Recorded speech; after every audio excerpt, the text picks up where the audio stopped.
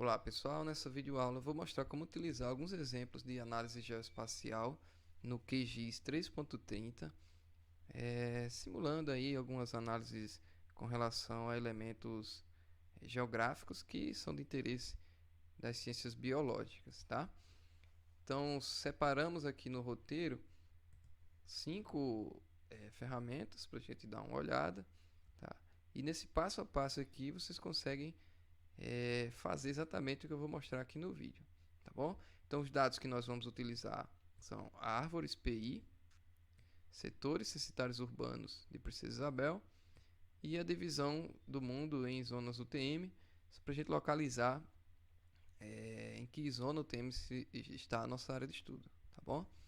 Então nós vamos aqui primeiro trazer os dados para cá para o projeto. Os dados que nós vamos usar já estão disponíveis na sala virtual.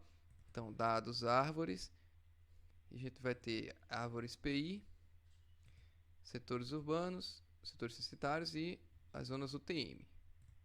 Vocês extraem tudo isso aqui para a pasta, né? Extract here.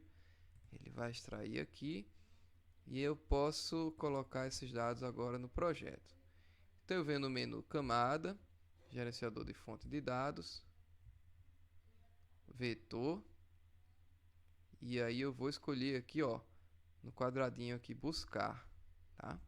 Seguindo exatamente o que está aqui, ó, camadas, gerenciador de fonte de dados, vetor, quadradinho aqui, ó, vou buscar o arquivo na pasta, filtrar para o shapefile. Então vou buscar o árvores, setores e o TM World, né? Só um detalhe aqui, vamos lá, procurar aqui na pasta, vou filtrar aqui pelo shapefile.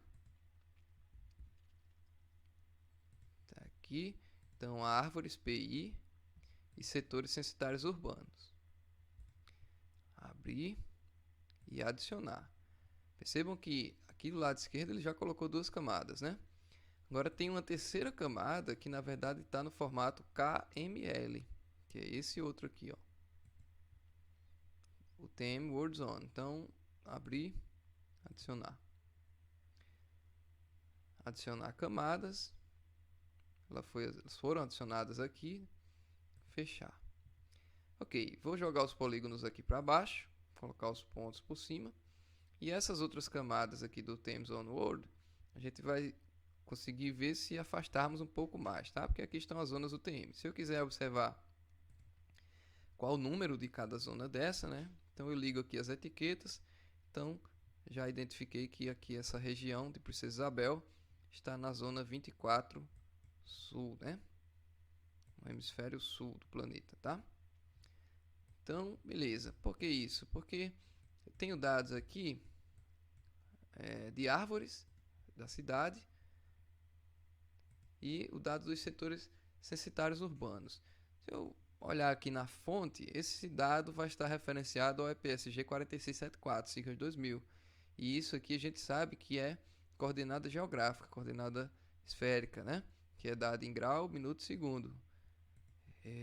Pelos próprios limites aqui da extensão do dado, a gente percebe, né, que está longitude e latitude, tá?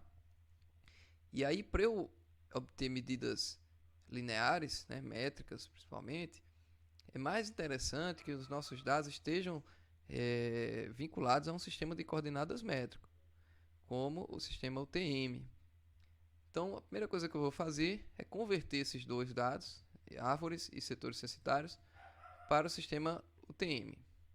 Então, vou em botão direito, né, em árvores, exportar, guardar elementos como. Escolhi aqui o formato shapefile, tá? O nome do arquivo eu vou salvar como árvores PI UTM. Como eu já tinha feito isso antes, o arquivo já está aqui, certo? Mas eu vou fazer novamente e salvar por cima. Então vocês digitam aí árvores PI, coloquem esse sufixo aqui UTM, tá? Para diferenciar ele do dado inicial. Então, salvar aqui. E essa parte aqui é a parte mais importante, é o SRC. Eu vou alterar para o siglas 2000 TM Zona 24 Sul. Tá? Se ele não aparecer de início aqui, você pode vir aqui nesse botãozinho ao lado e digitar aqui o código dele, 31984. E ele vai aparecer ou aqui embaixo ou aqui embaixo, tá? Siga 2000, UTM Zona 24 Sul. Ok. E vou dar um outro ok aqui para ele trazer a camada para cá. Como eu já tinha gerado antes, né? Então vou substituir o arquivo. Tá aqui o TM. Mesma coisa com o setor censitário. Guardar elementos como. Vou chamar aqui também de UTM. É sempre importante que tudo esteja no mesmo sistema de coordenadas, né? Para evitar inconsistências. Então vou salvar, escolher o mesmo sistema. Circas 2000, UTM, Zona 24 Sul. Ok. Beleza, então agora eu vou trabalhar só com aqueles que estão em UTM. Esses outros dois aqui eu posso até tirar do projeto, né? Vou remover aqui para não aglomerar aqui muitos dados. Esses dois aqui eu usei para saber qual era a zona UTM dos meus dados, né? Também já descobri, posso remover, não tem mais serventia, né? Então, tiro. Ok, o último passo é o seguinte, o EPSG do projeto ainda continua em sistema de coordenadas geográficas. Então aqui também eu preciso definir 31984, tá? Que eu posso fazer de duas formas, tá? Vindo aqui, como eu estou fazendo agora, ou simplesmente atribuindo o sistema que eu já atribuí a essa camada ao projeto. Ó, definir o SRC do projeto a partir da camada. Então ele vai pegar o SRC do projeto e atribuir a camada, dá no mesmo, tá bom? Beleza, então esse foi o ponto 1 aqui do roteiro. No ponto 2, na verdade o ponto 1 foi importar, o ponto 2 foi fazer essa conversão, tá? O ponto 3 é aplicar um mapa de calor. Então a gente vai lá em caixa de ferramentas de processamento, interpolar mapa de calor. Vamos lá. Caixa de ferramentas de processamento está aqui, se ela não estiver aparecendo, você ativa ela aqui, ó, caixa de ferramentas, interpolar, está aqui, mapa de calor. Então vamos lá, os pontos de entrada, árvores PI UTM, o raio 100 metros, ou seja, ele vai traçar um raio a cada ponto no valor de 100 metros e calcular a densidade de pontos dentro desses raios. Tá? Esse valor não é um valor padrão, né? Esse valor aqui ele pode ser testado, não há um valor fixo para isso, assim, um valor universalmente aceito para qualquer tipo de dado. Vai depender dos dados que você tem, da análise que você quer fazer. Né? A gente entende, por exemplo, que para esse caso aqui de arborização, 100 metros seria um valor razoável, né, para você ter outras árvores ali dentro daquele raio. Fosse outros casos, outras variáveis, né, talvez esse valor precisasse ser diferente. Então, se a gente estivesse analisando aqui, por exemplo, casos de ocorrência de dengue, né, também representado por pontos. Então, talvez esse valor aí pudesse ser um pouco maior, né? Que você quer ver ali a concentração dos casos de dengue num bairro, né? 200 metros, 300 metros, enfim. Então, vai depender muito da variável que você tem. Então, vou manter aqui os 100 metros e o tamanho do pixel aqui, vamos colocar em 3, tá? Isso aqui é importante porque, dependendo da capacidade do seu computador, se o dado de saída tiver muitas linhas e colunas, o seu computador pode sofrer bastante para gerar o resultado, tá? Então, esse valor aqui é um valor razoável, né? O tamanho do pixel 3 metros, então tá tranquilo. E por fim aqui no arquivo de saída, onde tem o heatmap, né, o mapa de calor, esse arquivo pode ser salvo temporariamente ou pode ser salvo no arquivo. Se você salvar no arquivo, você pode usar esses dados para estudar depois, né? Então é sempre interessante para quem está estudando salvar esses dados no arquivo. Eu vou salvar como temporário aqui, tá? Porque eu já fiz esse procedimento outras vezes, então eu não tenho necessidade de salvar ele no meu computador. Mas para quem está, de fato, começando os estudos, né, é interessante salvar no computador. Então eu vou deixar como temporário. Isso significa que quando eu reiniciar o projeto, o computador, tal, esses dados vão sumir, né? Então eu teria que fazer o procedimento novamente, mas não tem problema. Vamos lá, executar. E está gerado aqui o mapa de calor. Se a gente colocar ele embaixo dos pontos, a gente vai ver uma sobreposição, mas vai ficar ruim de observar essa variação nessa densidade dos pontos, né? Então deixa eu trazê-lo aqui para baixo. Então vai ter lugares pretos, né? 0 densidade, Os lugares brancos com 25,5 árvores a cada 100 metros. Então, vamos colocar uma cor que fica melhor de observar isso, né? Então, botão direito, propriedades. E a gente vai agora em simbologia. Tá? Simbologia, tipo de renderização, banda simples, falsa cor. Interessante, um gradiente de cores que vá do vermelho ao verde, o vermelho significando a ausência de árvores e o verde significando a concentração máxima de árvores ali dentro daquela amostra, né? Ok. Então, tá aí. A gente consegue identificar melhor as zonas onde tem mais árvores, né? Espalhadas aí pela cidade, tá? Então, essa é a primeira ferramenta, né, de análise geoespacial, que seria para análise de densidade de pontos. Né? Dependendo da variável que você tiver, aí você vai tirar suas conclusões a partir desse resultado. Ok? Próxima ferramenta seria contar árvores em cada setor censitário. Ou seja, eu quero saber quais setores têm mais árvores, quais têm menos árvores. Se você tiver a divisão do seu município em bairros, é melhor, né? Porque o bairro ele é mais intuitivo do que o setor censitário.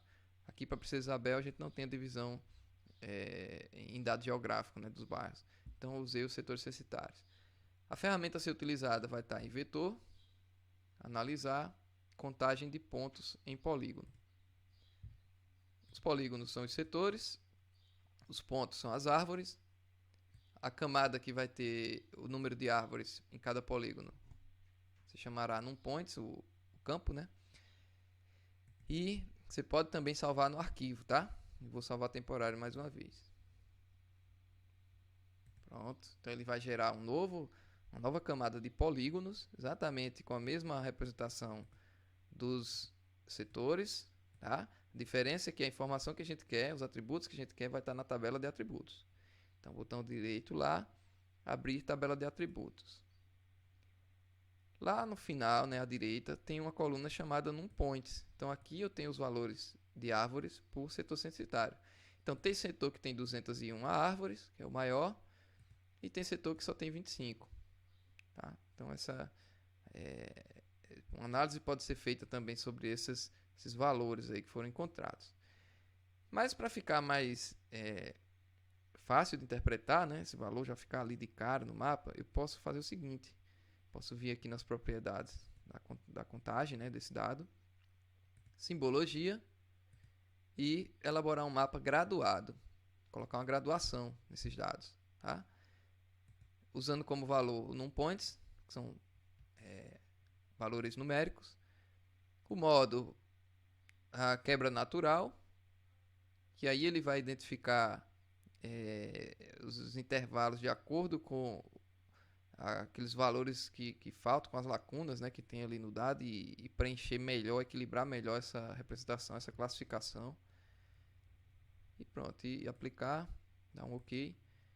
Isso já vai estar de cara aí no mapa. Então eu sei que os brancos são os setores que têm menos árvores, os vermelhos os que têm mais árvores, né, e os valores intermediários aí. E a partir disso se pode analisar padrões, né, de ocorrência aqui no município. Bom, a próxima análise a partir do índice de vizinho mais próximo, tá? Que é esse. Deixa eu desligar aqui e voltar com as árvores. O índice de vizinho mais próximo a gente vai encontrar em vetor, analisar, análise de vizinhos mais próximos. Beleza, camada de entrada, árvores PI UTM. O arquivo de saída, né, vizinho mais próximo, vai ser um arquivo HTML. Esse eu vou salvar no computador, que é para poder abrir ele no navegador, tá?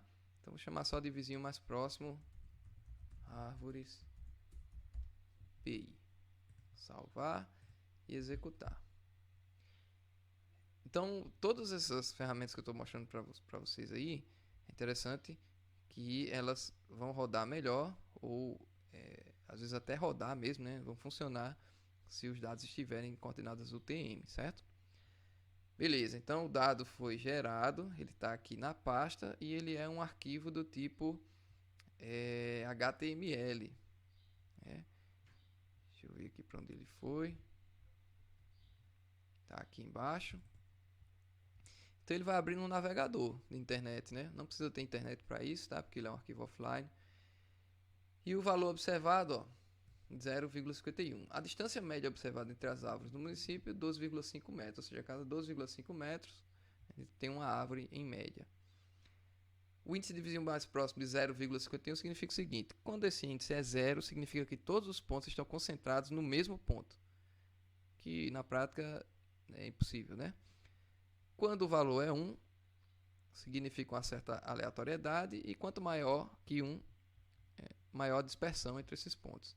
Então ele está ali na metade do caminho entre concentração e aleatoriedade, né? A gente pode dizer que são pontos concentrados, tá? Na nossa área de estudo. São 1.824 pontos e o índice encontrado foi esse. São pontos agregados, a gente pode considerar como agregados. Ok, posso fechar aqui. Então esse índice é uma medida da dispersão desses dados, tá? Ou da agregação.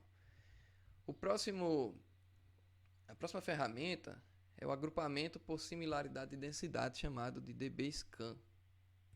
DBSCAN a gente vai encontrar aqui, ó, caixa de ferramentas, mais uma vez, análise vetorial, agrupamento DBSCAN. Camada de entrada, árvores PI UTM. Tamanho mínimo de grupo significa a quantidade mínima de pontos que ele vai usar para formar grupos, tá? E a máxima distância entre pontos agrupados. Então, dentro de um mesmo grupo, a gente não pode ter, por exemplo, 20 metros de distância entre os pontos. O máximo de distância é esse. Ok? Então, vamos executar. Ele vai gerar uma camada de pontos, né? Tá aqui, agrupamento, ó. Essa camada de pontos, eu salvei temporário, tá? Mas vocês podem salvar no computador aí. Agrupamento, a mesma camada de pontos que árvores. A diferença está aqui, ó, na tabela de atributos, que ele vai encontrar dentro do ID números diferentes, né, do cluster aqui ID, os grupos, né, dentro desses clusters. Então, a gente fica mais fácil de observar isso na tela. A gente vai nas propriedades, simbologia, categorizado, e o valor que nós vamos escolher aqui é o cluster ID. Classificar. Então ele vai encontrar vários grupos, né? Mais de 80 grupos aí. Dá OK. Isso vai ficar expresso melhor na tela. Então são mais de 80 grupos, tá? Muitos dos pontos não satisfizeram aquelas condições de ter 5 pontos, né, para estar num grupo e a distância máxima de 20. Então se eu desligar esses azuis aqui, ó, que estão sem valor, eu visualizo melhor os grupos, né? Então eu tenho grupos de árvores aqui que são mais agregados do que outros, né? Que formam esses ecossistemas aí dentro da arborização urbana, né? Da cidade de Princesa Isabel. Tá? Esses parâmetros também são variáveis, tá? Vocês podem testar outros valores e observar a formação desses grupos. E imaginem também que outras variáveis poderiam estar sendo analisadas aqui, né? Os dados que nós temos à disposição são da arborização, mas poderia estar sendo analisada a ocorrência de doenças, a ocorrência de espécies da fauna, espécies específicas da flora e por aí vai. Então essa é a ferramenta de agrupamento por similaridade, tá? E assim a gente chega ao final dessa videoaula.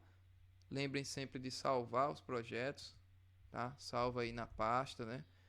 Para que vocês possam retomar o projeto sempre que quiserem, né? De onde pararam, tá bom? Só colocar o nome aqui, vou colocar aqui análise geoespacial, salvar, e o projeto está salvo, o nomezinho está lá em cima. Então, pessoal, foi isso, tá? Espero que aproveitem aí o material. Até a próxima.